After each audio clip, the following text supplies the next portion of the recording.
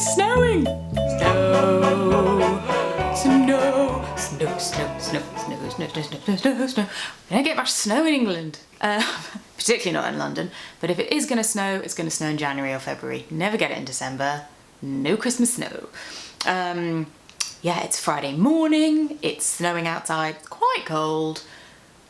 But other than that, everything's pretty great. If you're in the snow, then I recommend getting out and playing in it. There isn't really enough in London. There's a bit on the rooftops I can just see out of the window, and it's stopped. It's nearly stopped snowing. It was only going to be a flurry today, but last night it snowed properly. And I was going to go for a run, because I've started running properly now, in that I try to go out 3 or 4 times a week. But last night as it was coming home, I was like, well, I've fallen over twice and I'm walking, so I'm feeling running is probably not the wisest thing I could do, particularly given my hip is not very happy with me at the moment. And then I remembered there's this marvellous place you can go to called a gym, where you can go running indoors, and it doesn't matter what the weather's like outside. So I went to the gym.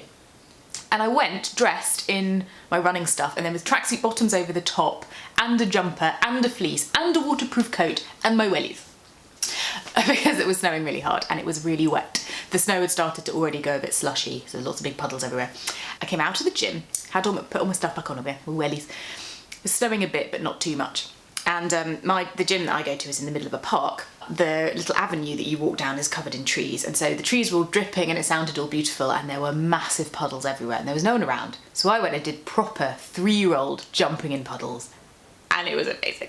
A proper 2 feet, jumping up and down, getting completely soaked. Because the lovely thing about coming out of the gym and being cold and wet anyway is I'm going to get in the shower when I get home. My house is 5 minutes from the gym, so that helps. And I can get really wet because my stuff's just going in the wash. So yes, I recommend going out and playing in the snow. Yes, it's been a week of organising. I've done lots of organising. I went through and catalogued all of my fabric. I felt very virtuous. If you follow me on Instagram, I posted a few things of me going through that process. It did take a whole day, but I was measuring everything so that I know exactly how much I've got of everything that's left, going through all my scraps and figuring out what was really scrap versus still could potentially do things with.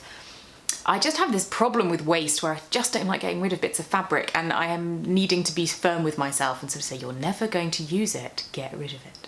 So we'll go to the recycling and hopefully be made into something marvellous for somebody else. But yeah, that took a while, but now I know what I've got.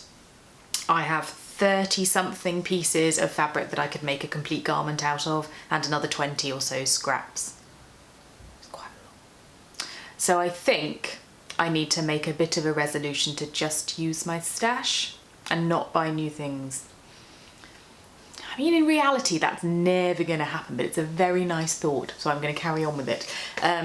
Yeah, so I know what I've got now, and there were things that I did forget that I had, which is not good. Yes, having done that, I then got stuck into some sewing, and this week has been very much about doing stuff from patterns that I've drafted myself. So I mentioned a while back that I was starting to learn to pattern draft, and I've now started to make things. So this video is all dedicated to stuff I have drafted and then made. Yesterday, before it started snowing, it rained a lot.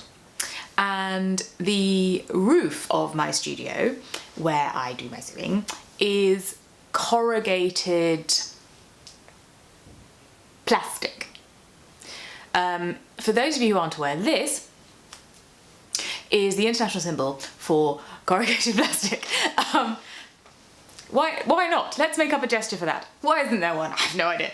But yes, it meant that it was raining very hard, and on corrugated roofs, rain is really loud, which I love when not trying to record sound. When trying to record sound, turns out all you can hear is this. It sounds like I've got a very large swarm of bees over my head. So sadly, I've got lots of footage from yesterday, but not a lot of sound that you can hear other than the rah.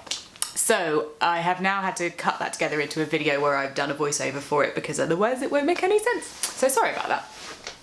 But I'm showing you 2 things that I've drafted, one of which is sort of made up in its almost final version, and one of which is still very much work in progress. But I hope it's interesting, and I'm showing you both the garment themselves and then the pattern, so you can just sort of see construction-wise how they've come together. and I've talked you through like the design choices that I've made and stuff. So I hope it's interesting and you enjoy it. Please do comment. Thank you so much for your wonderful comments on my last 2 videos. I now sit with a cup of tea on a Sunday morning and my breakfast and I read my YouTube comment thread, and it's a delight. It's lovely. Thank you so much. It's really nice to see all of your wonderful comments. And on my last video, particularly everyone saying what their favourite make of mine from last year was, there was a general consensus that the red vintage dress was definitely up there, as were all the coats.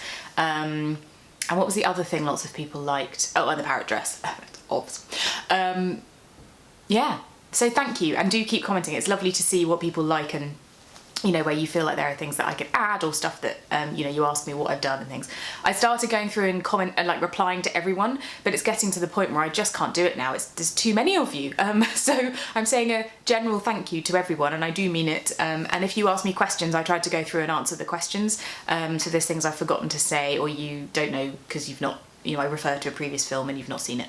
I'll go through and try and answer those. So yes, if I don't reply, I do read them, and I do love reading them, and thank you. So I will see you all next week with a little bit more of an update and some new stuff, and I hope you have lovely weekends. Enjoy the snow or whatever it is, wherever you are, the sunshine if you're somewhere on the other side of the world. Go to the beach. And I will see you all soon. Bye. Okay, this is the first thing that I've been working on, which is a skirt. It's a sort of formal, it's a formal skirt for work, because I don't actually have that many of them that aren't, you know, covered in cats or something equally ridiculous.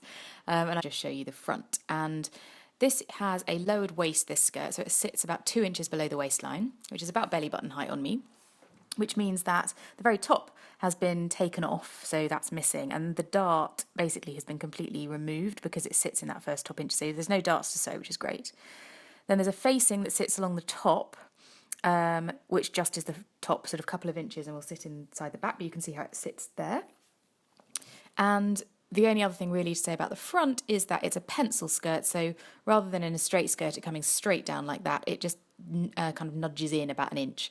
And then the bottom is the hem, which folds up and is angled so that the 2 edges will line up and be completely flush when it's finished. So that's the front.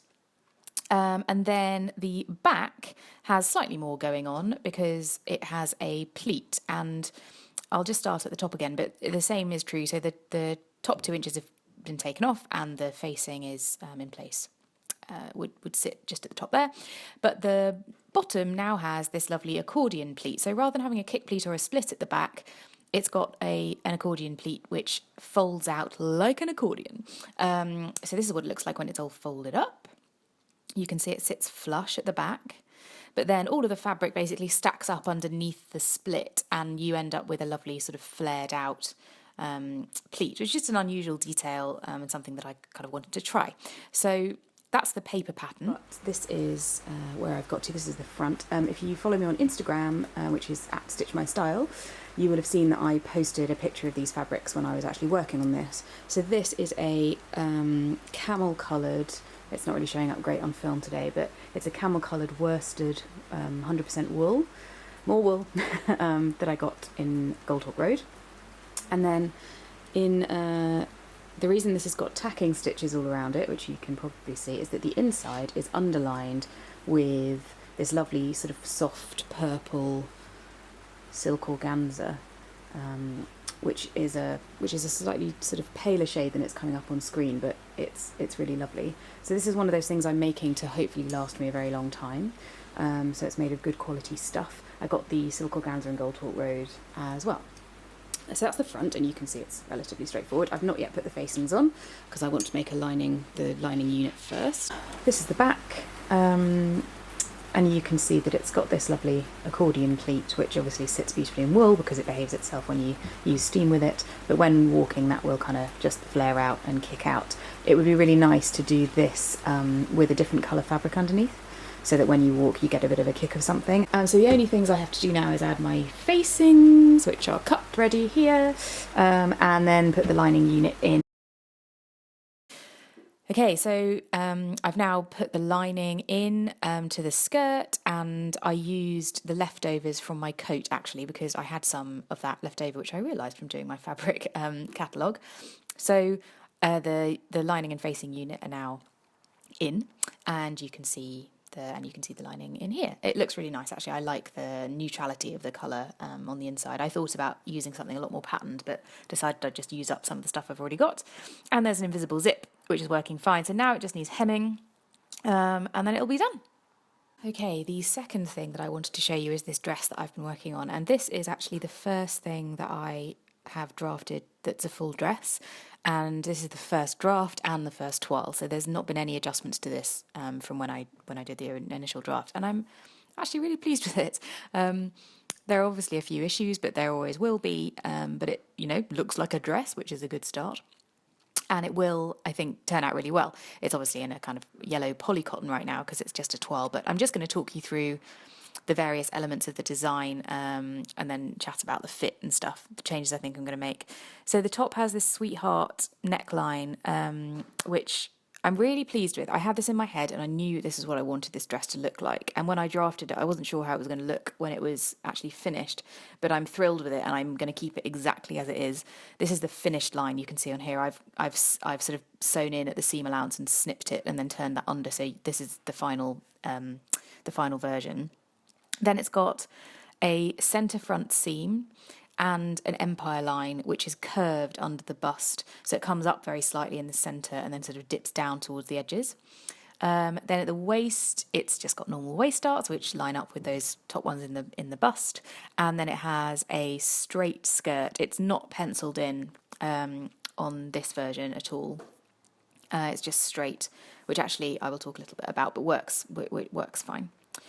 And then on the back, there's not a huge amount to say, but just to cover it off, there are 2 shoulder darts, and then the waist darts sit at the back. Yeah, so there's and then there's an empire line, which you can just about see underneath the bra strap there that you can see on the dummy, and then the darts match up on either side. And yeah, then just straight down to a straight skirt. And this has accordion pleats at the back, like the skirt that I just showed you. But yeah, the sleeves are very roughly sort of sewn in at the moment, and I think I need to adjust the ease and the positioning of them, but otherwise they're good. They'll probably get adjusted ever so slightly. So when I wear this dress, there are just a few fitting issues that I know I need to fix. It's quite tight across the bust, so I'm going to need to let out probably the centre front seam a little bit. It fits actually okay in terms of like the cup size. The overall shape I actually want to change a bit. So at the moment it looks too top heavy on me. My bust line is naturally wider than my hip. So what I think I'm going to do is add a waist seam and put a fuller skirt on the bottom just to try and balance out the width proportion so it's more even on the bust, and then the sleeves will need shortening. But those are the big things, and I'm just going to talk to you about the pattern. This is the back bodice, and then the back skirt, and because it's empire line, obviously the skirt comes up very high. One of the other things I'm going to do is change the curve on the back empire because it currently moves up towards the middle, and I'd rather it didn't. And then there's an accordion pleat very similar to the one that you saw on the skirt I showed you. Then the front, this is the sweetheart line that goes down the front centre, the armhole, and all of the darts in the front have been moved into this centre dart underneath the bust point.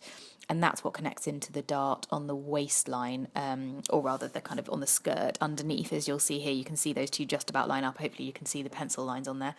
And that just has a normal kind of waist seam, and then there's waist start, but there's no other fitting. And then this is the sleeve, and the sleeve's the thing that needs the most work, but it's the first time I drafted one, so that's fine. So yeah, that's what I've been working on, and I hope this is interesting and useful, and I will see you all again next week with hopefully some updates on both of these garments and possibly some other things too, depending on how next week goes. So have good weeks, and I'll see you again soon.